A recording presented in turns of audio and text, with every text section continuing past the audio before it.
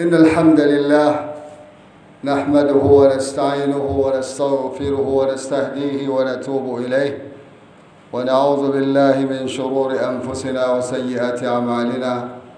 من يهده الله فهو المهتد ومن يضلله فلن تجد له وليا مرشدا. أشهد أن لا إله إلا الله وحده لا شريك له وأشهد أن محمدا عبده ورسوله بلغ الرسالة وأدى الأمانة ونصح للأمة وتركنا على المحجة البيضاء ليلها كنهارها لا يزيغ عنها إلا هلك. اللهم صل وسلم على سيدنا وحبيبنا وقائدنا محمد وعلى آله وأصحابه أجمعين. أما بعد فيا عباد الله، أوصيكم ونفسي بتقوى الله فقد فاز المتقون. قال الله تعالى في محكم التنزيل: أعوذ بالله من الشيطان الرجيم. يا أيها الذين آمنوا اتقوا الله حق تقاته ولا تموتن إلا وأنتم مسلمون. Kaum muslimin, jamaah salat Jumat yang dirahmati Allah, mari kita tingkatkan takwa kita kepada Allah dengan menjunjung tinggi dan mengamalkan semua perintah-perintah Allah yang ada di Al-Quranul Karim dan perintah-perintah Rasulullah SAW yang beliau jelaskan dalam hadis atau sunnah beliau. Kemudian kita juga harus bisa meninggalkan semua larangan Allah yang ada di Al-Quranul Karim dan larangan Rasulullah SAW yang beliau jelaskan dalam hadis atau sunnah beliau. Dan demikian insyaAllah kita bisa meraih derajat taqwa yang sebenar-benar taqwa. Salawat dan salam kita bacakan untuk Nabi kita Muhammad sallallahu alaihi wasallam. Khususnya hari Jumat ini Rasulullah SAW menghimbau kita untuk selalu bersalawat kepadanya. Dan ketahuilah, salawat kepada Rasulullah SAW besar pahalanya di sisi Allah Subhanahu wa taala. Sebagaimana yang dijelaskan dalam sebuah hadis, siapa yang bersalawat kepada Rasulullah SAW satu kali, Allah akan bersalawat kepadanya 10 kali. Kaum muslimin, jamaah salat Jumat yang dirahmati Allah Subhanahu wa taala. Beberapa hari yang lalu, khususnya hari Senin 6 Februari, dunia dikagetkan dengan gempa besar yang melanda wilayah Turki di provinsi Kahramanmaras, perbatasan dengan Suriah. 7,8 skala Richter. Dampaknya sampai ke Suriah dan Lebanon. Diperhitungkan gempa yang hanya 24 detik itu menyebabkan manusia meninggal sekitar 20.000 orang. Ratusan ribu luka-luka dan kehilangan tempat tinggal karena rumah-rumah mereka, apartemen mereka rata dengan tanah hanya dalam 24 detik. Ini menunjukkan tidak lain bahwa alam ini dalam genggaman Allah. Ini hanya baru salah satu peristiwa kecil dibanding dengan hari kiamat nanti yang dimana Allah membenturkan bumi dengan gunung-gunung yang ada, diangkat kemudian dibenturkan. Coba bayangkan, dari peristiwa gempa yang beberapa hari lalu kita menyaksikan kesaksian saudara-saudara kita yang ada tinggal di sana yang selamat. Bagaimana mereka ketakutan yang sangat luar biasa. Ada yang sampai pingsan melihatnya saja, histeris, berteriak-teriak, dan rata-rata menyebut nama Allah. Rata-rata karena masyarakat Muslim di sana menyadari saat itu paling tidak bahwa mereka butuh pertolongan Allah. Tanpa ada pertolongan Allah, mereka tidak akan bisa selamat. Dan mereka menyaksikan saudara-saudara mereka ditimbun oleh gunung-gunung yang runtuh berkeping-keping. Ini namanya musibah dalam pandangan Islam. Dan musibah itu akhir-akhir ini frekuensinya meningkat. Ini juga indikator bahwa sudah akhir zaman. Salah satu di antara ciri-ciri kiamat itu adalah banyaknya gempa. Itu yang kita lihat sekarang. Kalau di monitor, itu gempa itu bisa per detik terjadi sekarang ini di seluruh penjuru dunia. Bahkan intensitasnya meningkat akhir-akhir ini. Para ahli sudah banyak bicara, termasuk tentang Jakarta berpotensi disapu tsunami, dimulai dari wilayah Banten setinggi 35 meter dan akan sampai ke Jakarta 15 meter, dan kemungkinan juga akan sampai ke Depok.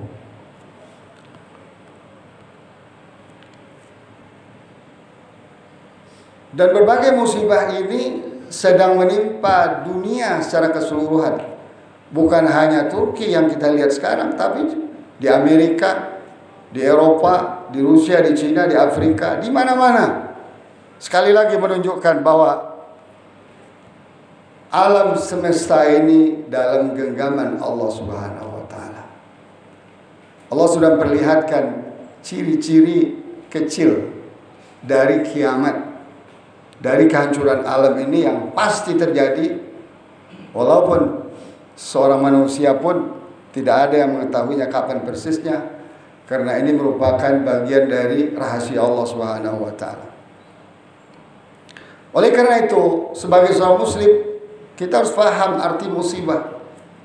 Musibah diambil dalam bahasa Arab asaba yusibu musibah. Artinya Allah menimpakan sesuatu yang buruk, sesuatu yang tidak baik, sesuatu yang menakutkan, sesuatu yang mengerikan, menyusahkan, menyedihkan terhadap manusia. Dan musibah itu hanya datang dari Allah,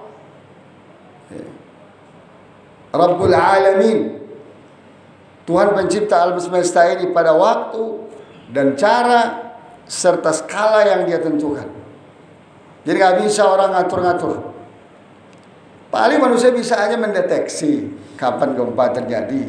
Kayak kemarin itu katanya ada ilmuwan barat 3 hari sebelumnya sudah memprediksi. Tapi apa yang bisa dilakukan? Nggak bisa apa-apa. Deteksi tsunami. Di Jepang itu negara yang termasuk banyak gempa dan tsunami, buat detektornya. Tapi hanya sekedar mengetahui isyarat-isyaratnya. Kapan persisnya, bagaimana cara menghindarnya, nggak bisa. Ini sekali lagi menunjukkan bahwa Allah yang berkuasa di atas muka bumi ini, bukan kita, bukan manusia, bukan teknologi, bukan jin sekalipun.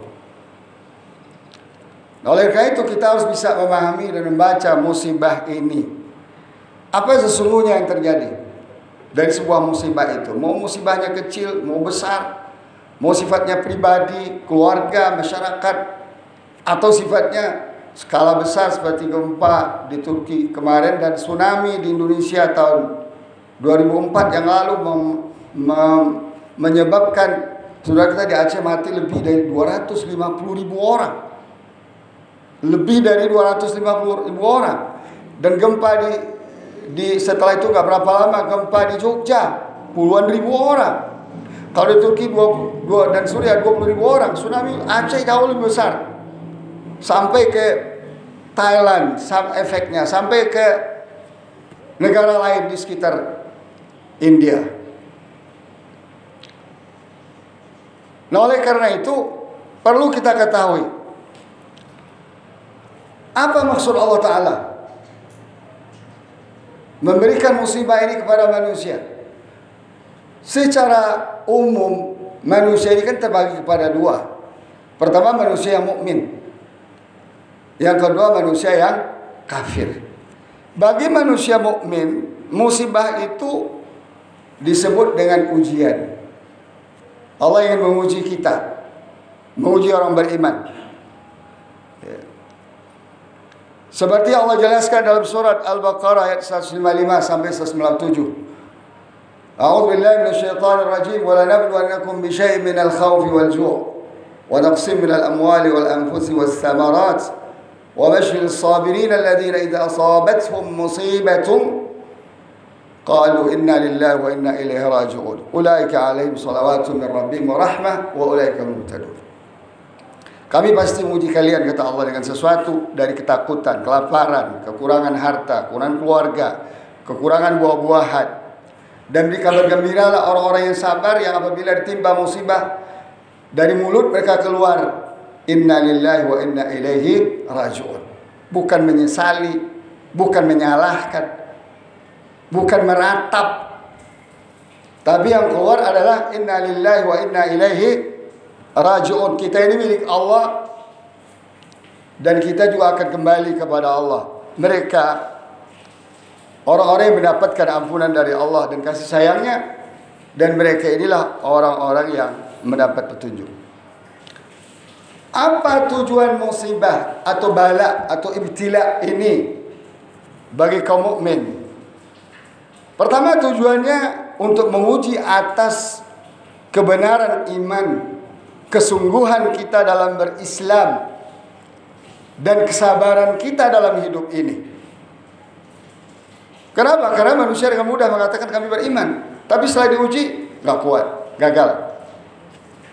Dan ujian ini merupakan sunatullah terhadap manusia mukmin. Semua orang mukmin yang mengaku beriman pada Allah, kepada Rasulullah, kepada Al-Quran dan lain-lain sebagainya, pasti diuji Allah seperti Allah jelaskan dalam surat Al-Ankabut. Ahasiban nasu an yutraku an yaqulu amanna wa hum la yuftanun. Apakah manusia mengira ditinggalkan begitu saja ketika mereka mengatakan kami beriman dan mereka tidak diuji? Walaqad fatanna alladhina min qablihim fala ya'lamanna Allahu alladhina sadaqu wa la ya'lamanna al-kadhibin. Dan sungguh kami telah uji orang-orang sebelum kalian, sebelum umat Nabi Muhammad SAW. Sejak umat Nabi Nuh alaihissalam sampai kepada umat Nabi Muhammad SAW, Allah uji sehingga Allah tahu siapa orang-orang yang benar keimanan, siapa yang hanya sekedar lip service, sekadar ucapan di mulut saja, tidak memahami hakikatnya dan tidak menjalankan konsekuensi keimanannya. Dan juga siapa yang hanya omong kosong dalam keimanannya. Yang kedua, tujuannya untuk menghapus dosa kaum mukmin. Jadi banyak cara Allah untuk menghapus dosa kaum mukmin. Ada dengan istighfar, bertaubat, beribadah, berdoa dan lain sebagainya. Tapi ada juga dengan diuji oleh Allah Subhanahu wa taala.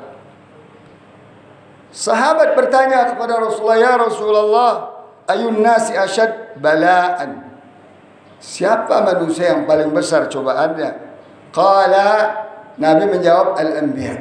Lihat, para nabi adalah orang-orang paling besar cobaannya yang menimpa mereka. Kenapa? Karena mereka imannya lebih tinggi daripada iman umatnya. Summa salihun, kemudian orang-orang saleh di bawah Nabi. Summa al-amthal fal-amthal, kemudian orang-orang yang berikutnya, ya mirip-mirip tapi di bawah sedikit. Yubtala ar-rajulu ala hasabi dinih. Seseorang mukmin, muslim, muslimah diuji berdasarkan konsekuensi, berdasarkan istiqamahnya pada agamanya.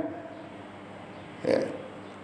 Fa in kana fi dinihi salabah, kalau agamanya kuat, dia berpegang teguh pada agama yang benar dan kuat, zida fi bala'i, ditambah cobaannya.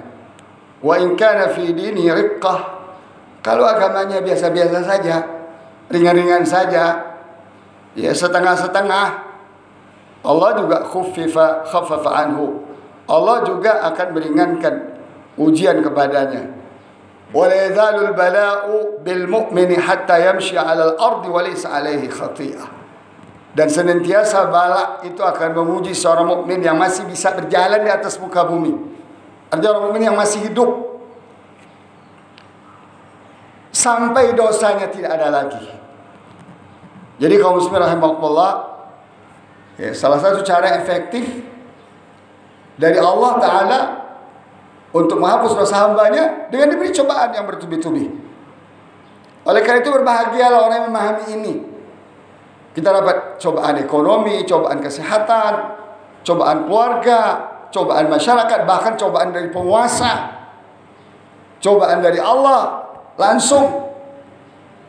Ketahuilah itu cara Allah untuk menghapuskan dosa kaum mukmin. Lalu bagaimana dengan kaum kafir? Beda lagi.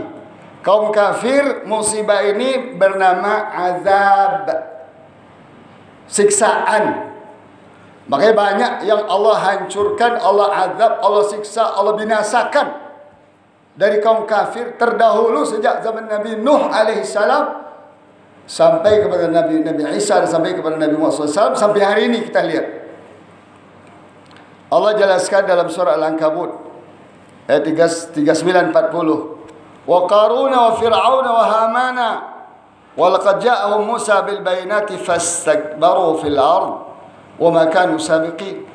Dulu ada Qarun, ada Fir'aun, ada Haman di zaman Nabi Musa alaihissalam. Padahal Nabi Musa telah membawa kepada mereka bukti-bukti ayat-ayat Allah dari Taurat untuk menjelaskan keesaan Allah dan tidak ada Tuhan selain Allah. Namun Fir'aun tetap mengaku ana rabbukumul a'la. Saya Tuhan yang tertinggi di atas bumi ini. Wa ma kanu sabiqin. Ternyata mereka tak bisa menghindar dari azab Allah. Allah tenggelamkan mereka di Laut Merah. Sebelumnya Allah uji dengan berbagai macam azab. Nah begitulah semua orang kafir, kata Allah, fakullan akhadna bidzambih. Setiap dari mereka kami siksa berdasarkan dosa mereka dengan cara yang kami inginkan. Apa caranya? Wa minhum man akhazathu as-sayhah. Faminhum man arsalna alaihi hasiba. Ada di antara orang kafir yang ingkar membangkang kepada Allah, kepada Rasul Allah, dengan Allah azab melalui angin kencang, topan, badai, seperti yang kita lihat di Amerika pada hari-hari ini. Faminhum man akhazathu as-sayhah. Di antara mereka ada yang kami azab melalui petir, sehingga petir menyambar mereka dan mati bergelimpangan. Itu yang terjadi pada umat Nabi Musa alaihissalam. Wa minhum man khasafna bil ard. Di antara mereka yang kami timbun ke dalam bumi, tenggelamkan dalam bumi, seperti Qarun, sampai jadi istilah kalau ada harta ditemukan di bawah laut atau di bumi yang tidak bertuan disebut harta Qarun. Artinya apa? Qarun Allah timbun, Allah tenggelamkan ke dalam bumi dengan harta-hartanya sekalian, karena dia membangkang kepada agama Allah Subhanahu wa taala. Wa minhum man aghraqna. Ada di antara mereka yang kami tenggelamkan ke dalam air seperti kaum Nabi Nuh alaihissalam. Dan banyak banjir-banjir besar di dunia ini sekarang, di Eropa, di Amerika, di Asia, di Afrika, yang menenggelamkan manusia-manusia durhaka, manusia-manusia kafir pada hari ini. Wa ma kana Allahu liyadhlimahum. Bukan berarti Allah menzalimi mereka, walakin kanu anfusahum yadhlimun. Tapi karena mereka sendiri yang menzalimi diri mereka dengan durhaka dan sombong kepada Allah, itu namanya menzalimi diri. Lalu berlakulah sunnatullah kepada mereka, yaitu dengan diadab. Penyebab dari azab yang Allah timpakan kepada orang kafir itu jelas. Ingkar, kafir, sombong pada Allah, memusuhi agama Allah dan Rasulullah, memerangi kaum muslimin, serta melakukan kerusakan di atas muka bumi. Seperti Allah jelaskan dalam surat Al-Fajr ayat 6-14. Alam tara kaifa fa'ala rabbuka bi'ad. Tidakkah kalian perhatikan, kamu perhatikan hai Muhammad, bagaimana cara Allah mengazab kaum Ad, Iram dzatil imad, kaum Iram yang punya bangunan tiang menjulang tinggi, allati lam yukhlaq mithluha fil bilad, yang belum pernah ada di negeri-negeri sebelumnya, kemampuan arsitekturnya luar biasa. Wa Thamud alladzina jabu as-sakhra bil wad. Begitu kaum Thamud yang berhasil merekayasa, memahat bukit-bukit berbatuan yang keras menjadi rumah-rumah di sana dan istana di lembah-lembah seperti yang ditemukan sekarang di wilayah Jordania. Wa Fir'aun dzil autad, Fir'aun yang punya kekuatan, ada kekuatan militer, ada kekuatan ekonomi, ada kekuatan tukang sihir. Coba lihat, 3 kekuatan ini biasanya menyanggah kekuatan penguasa zalim dan Fir'aun di atas muka bumi ini. Alladzina taghaw fil bilad, yang menyebabkan mereka berbuat kerusakan di atas muka bumi.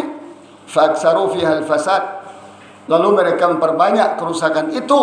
Fasabba alaihim rabbuka sawta azab, lalu timpakan kepada mereka cemeti azab. Inna rabbaka labil mirsad, sesungguhnya Allah Tuhan penciptamu selalu memonitor hambanya. Tidak akan pernah dibiarkan hamba yang zalim, hamba yang menzalimi orang lain, hamba yang durhaka, membangkang kepada Allah, Allah biarkan begitu saja, tidak akan pernah lolos dari azab Allah Subhanahu wa taala. Untuk apa tujuannya Allah memberikan azab mereka di dunia? Kenapa enggak menunggu di akhirat saja, di neraka saja? Allah sayang kepada mereka. Allah jelaskan di antara sebabnya agar mereka kembali ke jalan yang lurus, agar mereka kembali kepada Islam, kepada agama yang lurus ini. Allah menjelaskan dalam surat As-Sajdah ayat 21, وَلَنُذِيقَنَّهُمْ مِنَ الْعَذَابِ الْأَدْنَى دُونَ الْعَذَابِ الْأَكْبَرِ لَعَلَّهُمْ يَرْجِعُونَ. Kami rasakan pada mereka azab yang sedikit ini, azab yang rendah ini, sebelum mereka ditimpa azab yang lebih besar, itu pada hari akhirat, agar mereka kembali ke jalan Allah Subhanahu wa taala. Allah juga menjelaskan dalam surah Al-An'am ayat 42, وَلَقَدْ أَرْسَلْنَا إِلَى أُمَمٍ مِّن قَبْلِكَ فَأَخَذْنَاهُمْ بِالْبَأْسَاءِ وَالضَّرَّاءِ لَعَلَّهُمْ يَتَضَرَّعُونَ. Dan sungguh kami telah utus kepada umat-umat sebelum engkau, hai Muhammad, rasul-rasul kami, dan kami mengazab mereka dengan krisis ekonomi dan krisis perang. Dengan apa? Agar apa? Agar mereka tunduk patuh kepada Allah Subhanahu wa taala. Tapi sayang, kita lihat manusia, termasuk umat Islam, ketika mendapat cobaan atau ketika melihat orang kafir diazab Allah taala, tidak bisa menjadikannya pelajaran. Berturut-turut peristiwa itu berulang-ulang sejak kita tahu saja. Yang paling besar sejak 2004 sampai hari ini berlalu begitu saja. Seakan-akan kita sudah tidak punya mata untuk melihat, tidak punya telinga untuk mendengar, tidak punya akal, fikiran dan hati untuk berfikir. Apakah ini menandakan bahwa umat manusia ini sedang mati hati mereka semua? Wallahu ta'ala alam. Namun orang-orang beriman yang benar kepada Allah tentu akan mendapatkan pelajaran yang luar biasa. Apalagi sebagai seorang mukmin, dia sedang diuji kebenaran iman dan keislamannya, dan dia sedang dibersihkan oleh Allah dosa-dosanya. Tentu seharusnya menambah dekat kepada Allah Subhanahu wa taala, bukan menambah jauh. Menambah ingat kepada Allah, bukan menambah lalai. Menambahkan rindu bertemu dengan Allah dan akhirat dan surga Allah, bukan merindukan sesuap nasi dan sedikit dari kehidupan dunia yang menjadi orientasi kehidupan. Kaum muslimin rahimakumullah. Kemudian azab itu bisa juga terjadi bagi kaum muslimin dan kaum kafir sekaligus, bisa juga. Kapan? Apabila maksiat dan kemungkaran terjadi secara terbuka, masif, didukung dan dilindungi oleh penguasa seperti zina, LGBT, khamar, korupsi, judi, mafia, pembunuhan, kufur nikmat, kesombongan penguasa kepada Allah, dan kezaliman atas rakyat. Sebagaimana disabdakan oleh Nabi kita Muhammad sallallahu alaihi wasallam, "Ma dhahara fi qaumin az-zina war-riba illa ahallu bi anfusihim adzab Allah." Tidaklah muncul terang-terangan di satu kaum perbuatan zina dan makan riba, sistem riba, kecuali mereka mengundang azab Allah untuk diri mereka. Kemudian juga bisa disebabkan kerana tidak bersyukur terhadap nikmat yang Allah berikan kepada kita yang luar biasa. Wa in ta'uddu ni'matallahi la tuhsuha. Nikmatnya lahir dan batin, tapi tidak disyukuri. Dijalani hidup ini dengan kufur, dengan kelalaian. Allah berfirman dalam surah An-Nisa ayat 147, "Ma yafa'allahu bi'adabikum in syakartum wa amantum. Wa kana Allahu syakiran 'alima." Allah sama sekali tidak akan mengazab kalian jika kalian bersyukur dan beriman. Dan Allah Maha bersyukur dan Maha mengetahui. Allah juga menjelaskan surah Ibrahim ayat 7, "Wa iz ta'adzana rabbukum la in syakartum la azidannakum wa la in kafartum inna 'adzabi lasyadid." Dan ingatlah ketika Allah mengumumkan kepada kalian, jika kalian bersyukur kepada Allah, Allah akan tambah nikmat yang Allah berikan kepada kalian. Tapi sekiranya kalian kufur nikmat, Allah akan azab dengan azab yang sangat pedih. Kaum muslimin rahimakumullah, azab ini sebuah kepastian. Sebagaimana cobaan sebuah kepastian bagi orang mukmin, azab ini juga sebuah kepastian. Baik terhadap orang mukmin yang tadi maupun terhadap orang-orang kafir yang sombong kepada Allah. Tinggal menunggu saatnya. Seperti yang Allah jelaskan, wa tilkal qura ahlaknahum lamma zalamu wa ja'alna limahlikihim maw'ida. Demikianlah negeri-negeri yang kami hancurkan, sudah tidak terhitung. Sejak zaman Nabi Nuh alaihissalam sampai hari ini, berapa banyak negeri yang Allah hancurkan ketika penduduknya zalim, musyrik, kufur, durhaka kepada Allah, sombong, memerangi Islam dan kaum muslimin, mari memerangi ulama dan seterusnya. Allah katakan, wa ja'alna limahlikim mau'idah. Kami sudah jadikan kehancuran mereka itu ada waktunya yang tepat. Oleh karena itu kita jangan takut, jangan khawatir. Betapapun kezaliman manusia di atas muka bumi ini, Allah akan perhitungkannya. Cuman masalahnya adalah azab yang menimpa mereka akan mengenai kita juga yang ada di sekitarnya. Makanya Allah mewanti-wanti kita dalam surat Al-Anfal ayat 25. Allah menjelaskan, wattaqu fitnatan la tusibanna alladhina zalamu minkum khassah wa alamu anna Allah syadidul iqab. Dan jagalah dirimu dari azab yang tidak hanya menimpa orang-orang zalim di antara kalian, tetapi juga menimpa kalian. Dan ketahuilah Allah maha dahsyat iqab dan azabnya. Kaum muslimin rahimakumullah, ketika seorang muslim memahami dan mengamalkan Islam secara tidak benar, ini juga musibah juga namanya. Ini namanya musibah fid din. Musibah fid din. Dan ini lebih dahsyat daripada musibah yang sifatnya gedung runtuh, orang mati, orang luka, sumber kehidupan terguras, terganggu. Kecil itu bagi orang mukmin. Ada lagi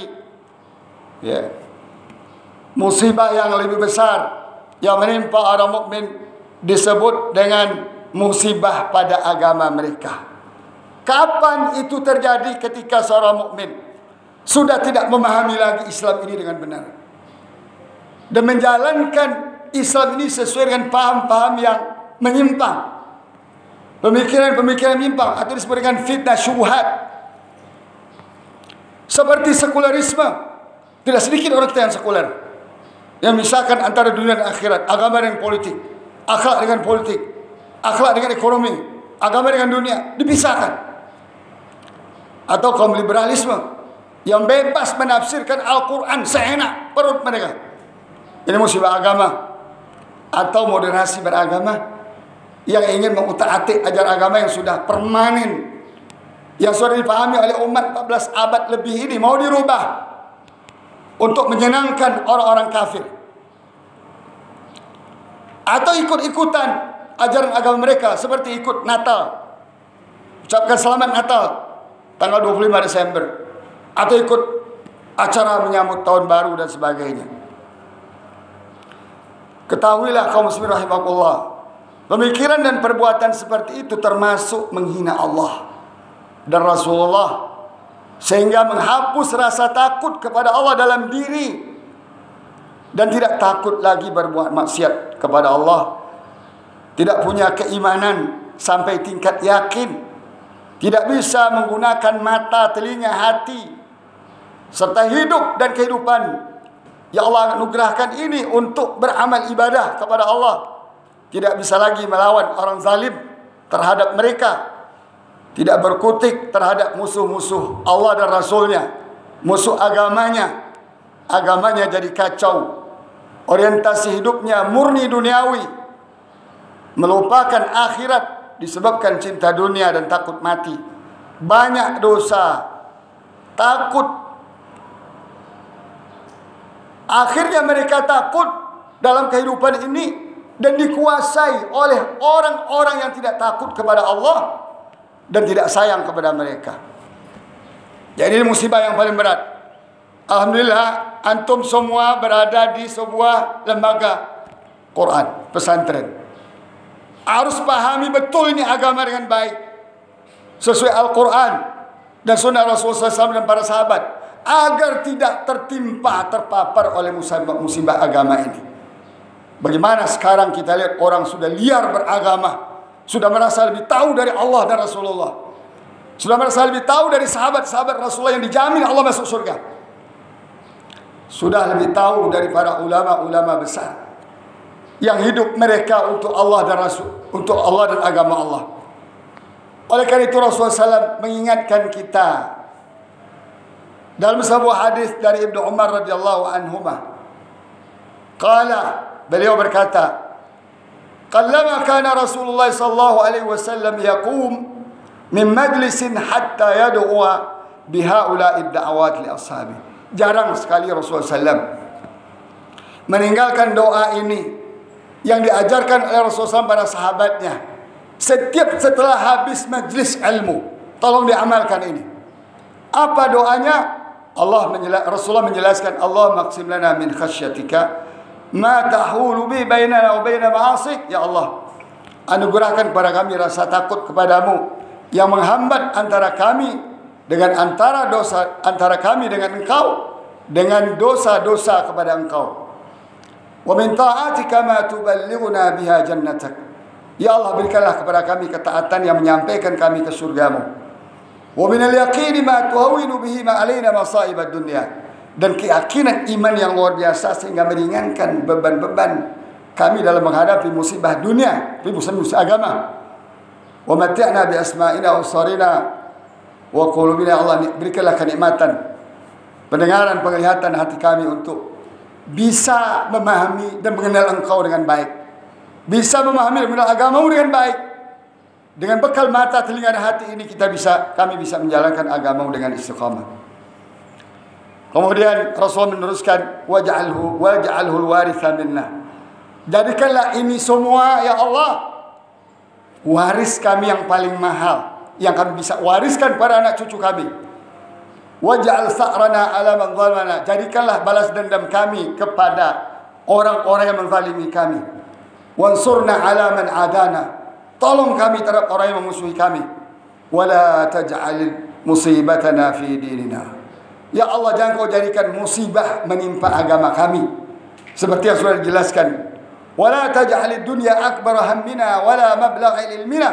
Ya Allah, jangan kau jadikan dunia ini menjadi orientasi hidup kami dan menjadi tujuan kami menuntut ilmu. Jangan dunia ini ya Allah yang kau jadikan tujuan kami menuntut ilmu. Wala tusallit alaina man la yarhamuna. Ya Allah, jangan kau kuasakan kepada kami orang-orang yang tidak menyayangi kami. Nah, ini doa kafaratul majlis lain yang dibacakan oleh Rasulullah SAW setiap selesai dari majlis ilmu. Nah, oleh karena itu kaum muslimin rahimakumullah, perlu kita memahami arti musibah ini.